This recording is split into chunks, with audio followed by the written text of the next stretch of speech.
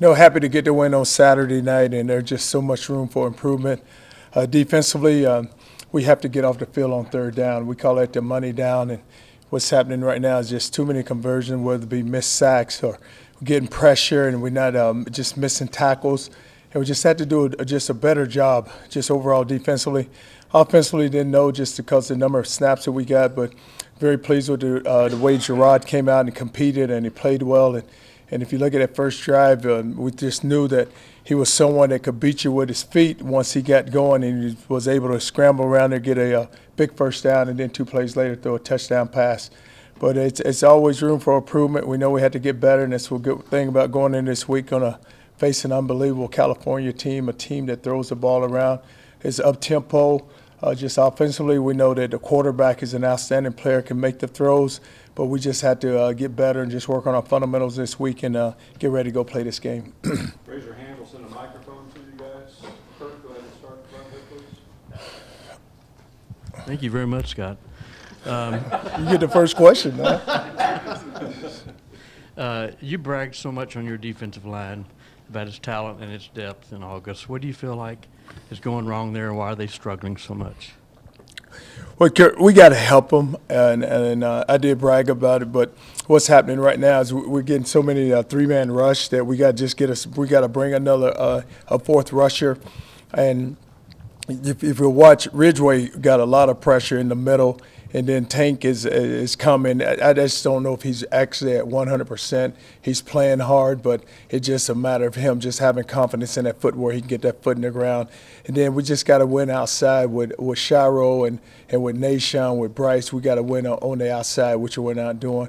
And the quarterbacks, we're just allowing too much time in the pocket. And also with our gaps, we're just not staying just fundamentally sound with our gap control. Alex in the front. Hey, Coach. Speaking about pressure on the outside, can you tell us is something going on with Derek Roberson?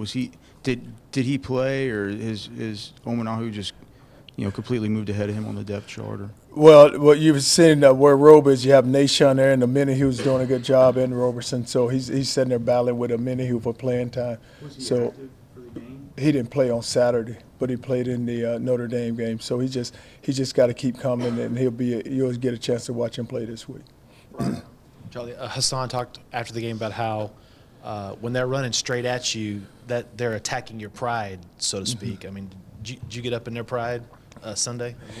Yeah, because what you can't allow a team to do is just turn around, just hand the ball off, and where they was attacking us, Brian, was inside the A and B gaps, which is right downhill, and they're not trying to get the ball outside; they're just attacking us right down the middle.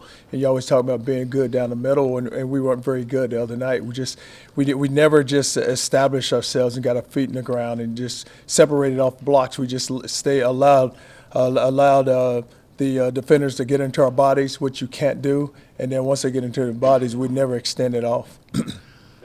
Coach, a lot of people are asking, why is it taking Gerard so long to get on the field with what he showed right off the bat? Did he show you something Saturday night that he hadn't showed in practice over the last few months?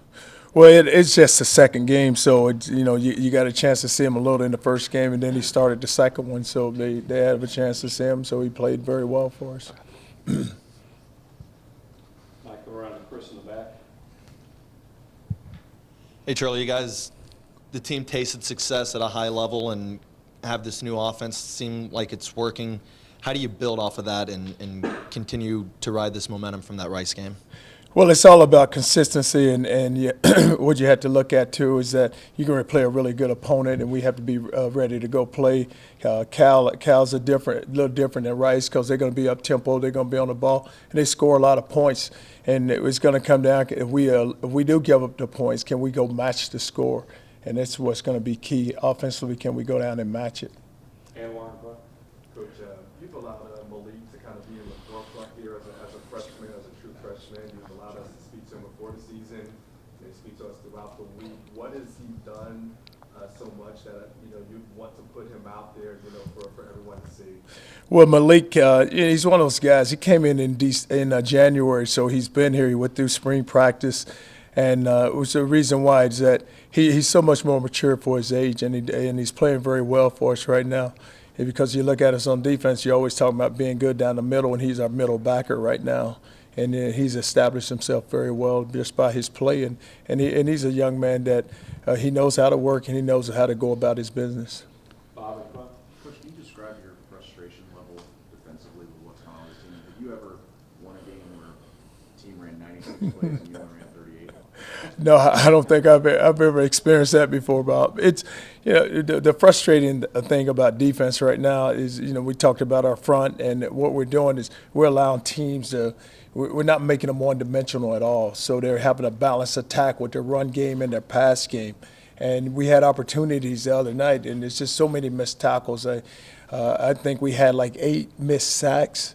And you see one time we hit the guy, we had 4 people miss him on one sack, and then we get him pinned to the boundary on their sideline, we miss. But it just comes back to just fundamentals and technique. When a defense is called, just execute the defense, but believe in yourself and have confidence. And that's like, Malik rushes one time and he says, well, Coach, I went down thinking that, he's going to run inside. No, he wasn't going to go inside at all. I said the quarterback wasn't going back in the middle. He was going to fake like it was and then try to get you back to the outside, and that's all he did all night long. So it's just a frustration of we can play much better than what we're playing on defense. And you're right, they run 96 plays. And I told the one group that we put in there late in the game, I said that, this group, I said, you guys complain about not playing. You get your opportunity to play, then you let us drive the ball down twice and go score. So let's not complain about not playing. When you take the field, then I expect you to go and play at go play at the ability that you have. Coach, what is your perception on the time of possession? Well, I know they had the ball a long time, but the time of possession, if you look at it, we make them punt, we score, so we score quickly, and then they take the ball and drive, and then we get another big long return. So our offense, with the J scoring the 1, and then all of a sudden we go back down again. Duke has a long return, then they score. We take 2 plays to go score. But they held the ball, but that's because they converted on third down too. I think they were something like 13 or 21 on third down, so they had 21 opportunities to go get a first down. Charlie, I know a lot of it has to do with Daje's playmaking ability, but have you been pleased with what Jeff Traylor's done with that special teams unit? Oh, yes, Jeff is doing an unbelievable job with the special teams, and it's something that we focus on every day.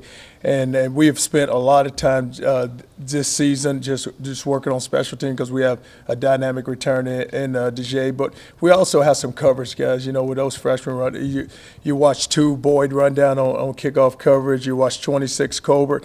I have a certain core of guys where it's Colbert, it's Vaccaro, it's Antoine Davis, it's Chris Boyd. Yeah, and I had Temp and Templin, but I have a core of guys, and that's their job. And I tell them that's your role right now is special teams, and they are really taking on with it. Even Delatorre, and they feel good about our special teams improving and getting better. John here in front. Coach, what advice do you have for Gerard this week, and how's Swoops handling the move? Well, I tell you, the thing for Gerard is not to get so overwhelmed. Just continue to focus, to continue to stay locked in, and just make sure that it's all about California, and you're improving from game 1 to game 2, the next game. And Swoops is handling it well. I mean, he's a competitor. I think that with him, it's all about he's going to get an opportunity. He's going to get another opportunity. So just continue to improve and get better yourself. Anthony in the back. Coach, you got a favorite Foreman twin, and what do you like about these guys, and how much juice they bring to this squad? Well, the 2 Foreman twins, the one Deontay, because Deontay works, and I always tell him money. He has a lot of ability. He just don't always play up to his level. But Deontay, it's all about work for him. Just big old strong physical back and run behind his pads, and he's hard to tackle once you get him in the open field. And the thing about Cal is like I said, it's an up-tempo offense, and they can score a lot of points. Quarterback does a great job of releasing the ball, and his receivers does a great job of catching it. So our hands are going to be full if we can't cover in the back end. So we got people ready to go play. Roger. Charlie, a little more on Goff. With Jackson, you're worried about the escapability here. Is the concern, 2-3 beats, and he's going to find somebody downfield? How do you get to him? Well, the thing with Goff is we hope we can keep him corral better we did Jackson, and he's not going to scramble around like Jackson. Because the thing with Jackson did, that he could pose a problem because, when he run to the side play, he can come out the back door with the Goff is one of those guys, he sits in the pocket and he's going to release the ball. So now it's more of us just getting up the field and just keeping him in front of us. And the thing about it, we can't give him the time that we gave Sack because he will find open receiver and he can let it go. On the right.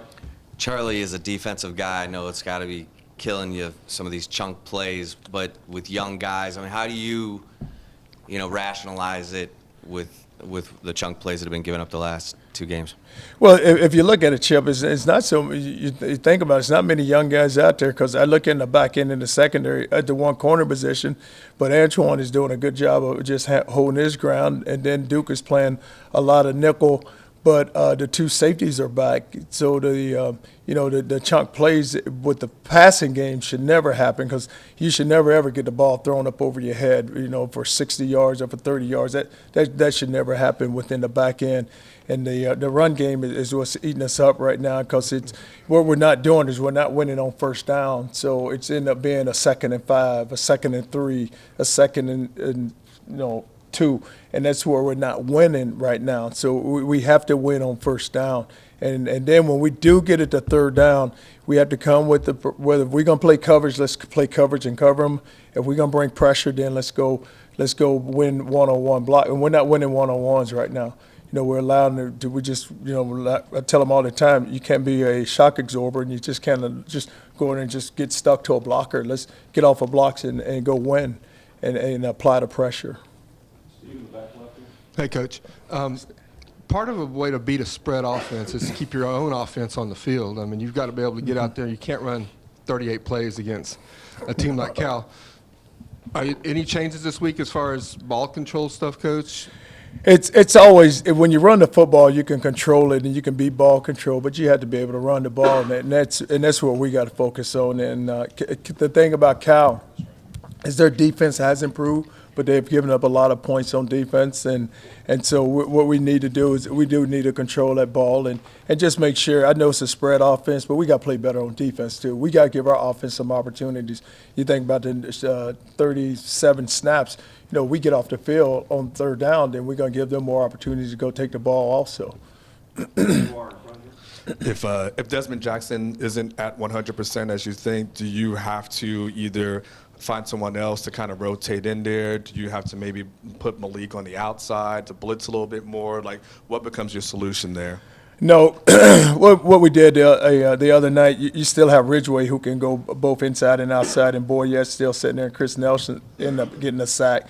So you have the bodies inside if he's not 100%. We just got to win outside, with Shiro, with Nashon, with Bryce, and Imenihu or Roberson, whoever it is, whoever our outside rushers, that's where we have to win. Inside, you have enough guys where you can move around and you can put them in place, but outside is where you had to keep edge pressure on a quarterback, and you got to force him to step up. And when you make him step up, then the inside pressure should be able to absorb him. Charlie, you saw something in these guys during camp. I think at one point you said you had like 9 linemen who could play. What's happened between then and now, in your view? Well, I still have them. It's just I got to get them to play. That's what they're still sitting there, and we just got to do a better job. And you look at it, like I said, it's about making a team one-dimensional, and that's what we haven't done. And you have to be able to stop. If you're going to load the box and stop the run, then you got to be ready to go play the pass. But right now we're loading the box and we're allowing them to run the ball, and they're throwing it. Chuck on the back left. Charlie, I was just curious, is Gerard a particularly hard quarterback to evaluate in terms of practice because of his ability to make plays with his feet? Maybe that doesn't show up that much. And was he a different player on the field when the lights came on than you'd seen in practice? Well, the thing about Gerard is he has so much confidence, and he's always has had it. And he doesn't, like a lot of things just doesn't really bother him. So you can get sometimes you can get the wrong impression with him because you may look at him and think that he's not really focused or he's locked in and really doesn't care when he does, but that's just who he is. His whole personality is like that. Even with the guys he hang around, their personality is like that. So you can look at him and say, man, is he really ready to go play or he's locked in? And because he even came up to me on Saturday, he says, all right, coach, we're going to go get this and watch me go out here and get these boys. I said, all right, we'll see. But, you know, he's just one of those guys that he's always, I think sometimes with some guys, when the lights come on, it's like they even take a step up, which he does. Like, it's almost like, okay, the lights are brighter, so I'm going to go shine and watch it. Everybody's going to watch me shine. Chris in the far back. Charlie, with Cal being your last non-conference game before you start Big 12 play, what do you want to see specifically to feel good heading into Big 12 play? Well, we need to go play well, and we need to go play, and we got to play well on defense. And the thing about it, you got to play defense so they will have the confidence going into the conference play because, you know, when you open up conference, you're going to open up with a really good Oklahoma State team. And just offensively, you want to move the football and continue to improve and just get better. But just overall as a team, we have to get better. We're nowhere near where we should be. Jeff in the back. Hey, Charlie, just wondering if there's any update on Devonair Clarington and his situation, if you've gotten any kind of word on that. No, I think he took the test, but we haven't heard anything back yet. Brian here in front. Charlie, I don't want to belabor the past too much, but this needs to be asked. I mean, listening to you talk about Gerard, how the hell did it take 15 games for him to get on the field? Well, I don't think that this time last year, Brian, he was ready to go play. I mean, you're thinking about a freshman walking in, and if you had – no, I don't think he was. I mean, because when we walked into it last year, you walked into it with Ash and you walked into it with Tyrone. And then you let Tyrone go play, but he was not ready. Nick here. Charlie, you've made such a big investment in DJ. How nice was it to see him break out like he did Saturday night? Oh, it was fun watching him because, you know, you're right, because he's been through so much. And the thing about him is, you know, even when he wasn't doing what he should have been doing, he still stuck through it and he did everything we asked him to do. And I think about this time last season, you think about it, but he was suspended, you know, game after game after game. But he still kept working and kept working, put him on scout team, never complained, just went about his business. And he told me, he says, Coach, I'll show you. He said, you know what, I will show you that I will be the guy you want me to be. And so I just, well, you got to prove it to us. You have the ability, son. You have everything it takes. So it's just more of you, yourself, waiting for you to go and take the next step and head in the right direction. I said, I'm not going to give up on you. I said, I want to see it happen for you. I said, I'll be the number one guy when it happens. I said, yes, I'm so glad it happened, and you the one changed yourself. I didn't change it. You did it yourself. You made an effort to do everything we asked him to do, and you watch him go out there the other night, and it was really big to just see him return those punts and get back there in the coverage. Like, even in the Notre Dame game, he was one guy that really showed up where you felt a presence, where you felt like there's a guy out there on the field who's competing. Kirk in front. Some have projected Jared Goff as a first-round draft pick if he comes out. Say it again now? Some have projected Jared Goff as a first-round draft pick if he comes out early. Is he got Aaron Rodgers' talent? Can he be that good? You know, he can, you know, the thing he does, he's tall and he can release the ball and make the throws. And the thing about him, he can make the difficult throws. He's a lot of times you see him throw the ball into coverage, but somehow the receiver comes down with it. And that's why our hands are full, because we know that we can't give him a window. Because if you give him a window, he'll make the throw and it's gonna be completed. So it's all about us getting the pressure and making sure that, you know, that we make him move his feet in the pocket. Don't allow him to stand there. We have got to make him move his feet and then just make him uncomfortable. And we had to dictate the flow of the game. Max right here. Charlie, after the game Saturday, Jay said what's important about the offense, you can't run schemes just to run schemes. And obviously your older players have been through a lot of different ones already. Is it important for you to try and get some stability and just for those players to kind of understand exactly what's expected of them offensively? Yeah, and I think his quote there is what you have to do on offense is find a way to get the ball in your playmakers' hands. And you're right, a lot of times you can't run a play. There's a reason why you run a play now. Who you're trying to get the ball, whose hands do you want the ball in? You know, like if it started a second half, we said, hey, John Burt is 101 into the boundary. They're playing in 101. The safety's dropping down. They're playing man coverage.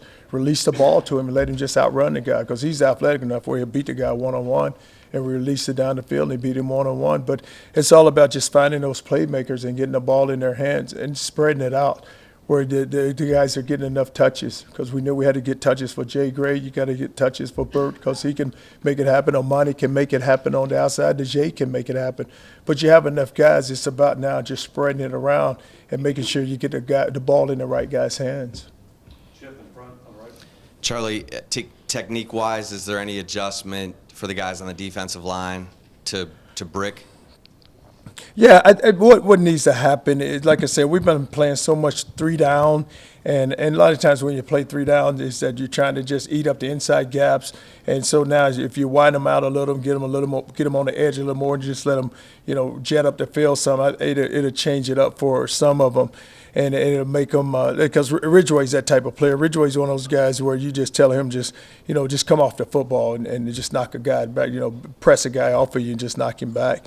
But it's going to be with our defensive front, where we're going to have to play some on the outside and make sure that when we can beat the one-on-one blocks, and that's what's key. Can we beat the one-on-one blocks? Ryan, you're in front left. Charlie, when you install a new quarterback and a new play caller in the same week, is it now a matter of them getting comfortable with each other, trusting each other, Jay deciding what Gerard can and cannot do, what he's comfortable doing? What we didn't have to do, we didn't really have to change the offense. So I think that when we say that, then Gerard has heard the calls, like the calls he's heard before. It's just now where we have to make it, where you limit it, where you want to make sure that where the package is suited to him. And there's things there that he can do, because he's a guy that can beat you with his legs. So now you can open up the quarterback game. You can run the game with him, and the power game, and all those things that will help Gerard, and it gives him more confidence. Because even you think about the other night when he took off with that ball, then I think that gave him some confidence when he had the long run, and then 2 plays later he releases the ball for a touchdown, throws the long one to Amani. But those are the things that get him going, because now he don't have because one thing about a rush with him, if you rush him and he breaks you down, then he's off and running. And once he's off and running, his line guy's going to catch him, because he's one of the guys in the open field. He'll make a guy miss. He ain't one of those where they're going to run up there and tackle him one-on-one. They're going to have to run him down. John, you're in front. Coach, I know you're not happy with the defense. We talked about that. But through the first 2 games, what grade would you give your defense as a whole? Oh, John, why are you trying to get me to rate my guys? I'm a defensive coach, so I can't give them a grade. No, I just told our guys, I was telling our defense this morning, we got to play better, and we have to improve. I always say this, in a plan to win, you have to play great defense. That's the first thing you have to do. You have to play great defense, and we haven't done that. Last 3, Chip. Charlie, can you take us through how the play calls were going from the booth down? Sean and Jeff were up, and Jay was down. Right. Well, when you're on the headset, they all are communicating, and because you hear someone is 1st and 10, and Jay has something what he's thinking, but everybody's a part of it. Even with Sean being there, even with Wick on the field, even with Jeff up there, everybody's talking, and so even at the end of a series, you get it all together, and everybody's on the headset say, hey, listen, this may be what you need to think about this series, because this is what they're giving, because it's all predicated on what the secondary is giving you. And you look at it, because even with Rice, they was bringing more pressure than they brought, so they's bringing a lot of field pressure. So when they bring a lot of field pressure, either you want to throw into coverage or you want to throw away from it. So then they start dropping down to the boundary. So when they drop down to the boundary, that's when you had the one-on-one to the outside with Burt. So it all depends on what the defense is giving you, and then everybody's talking and everybody have ideas, and then everybody, once they get settled down, hey, this is what we can set, this is really what we have, and this is the package, these are the plays that we can call. Mark in front. Yeah. Where has Hurd improved as just a passer who could make the throws that he made the other night? Well, let's say this, Mark. This is game 1. We just got to we just got to make sure he continues to improve also. And just continue to get better, and one game doesn't make him, and I just want to just make sure that this is a steady improvement game by game, and it's going to be gradual, and it's going to be some bumps and bruises for him, but we know that's going to happen, but it's got to be one where as a coach and as our coaches, we got to make sure that we keep him in the right scheme and do the things that he can do. Jeff in the back. Charlie, there's a lot of guys off that Mike Leach coaching tree that run some form of that air raid offense. What kind of spin do you see Sonny Dykes putting on it now that he's got his program at Cal? And as a defensive coach, just watching from afar, how have you seen the air raid kind of evolve in the last 15 or so years? Well, really, what a lot of guys are doing now, the spin off of it is with the run game. So you have a run, and then there's a pass route outside. So now, it's a run-pass option. So, you line it up, and so if the defense are loading up the box, then you have a guy outside run the bubble with a slant because they know it's one-on-one outside. And so if a receiver can go make a block on one, then the other guy's one-on-one. Can the DB get him on the ground? And then how many yards? It went from – how in the back during the day it used to be a toss sweep where you take the ball and just toss it and see if you can outrun people. Now the toss sweep is happening to the outside, so you don't see toss sweeps anymore. You just see it's like the bubble play. Just throw the ball to the outside, and that's more like a toss sweep now. So a guy beats you, and so how many yards is he actually getting? So it's always a run-pass option off of the run game. And that's so different now. And that's what's tough on a defensive coach because he want to load the box with a run, but you still got to cover out on the outside because either it's a slant bubble, it's all combination routes on the outside.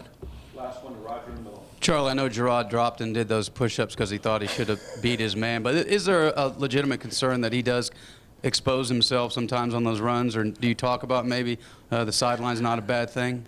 Sideline's not a bad thing, and he needs to learn how to slide. He don't know how to slide yet. He needs to learn how to slide and get down. But because you're right, you watch him on that one, then you watch the out of bounds where the guy undercuts him and he flips out on our sideline down here. But he needs to learn how to protect himself. Yeah, I don't want to see us lose him because he's scrambling around thinking he's gonna make a move on someone and he goes down. Thanks, gang. All right, thank you.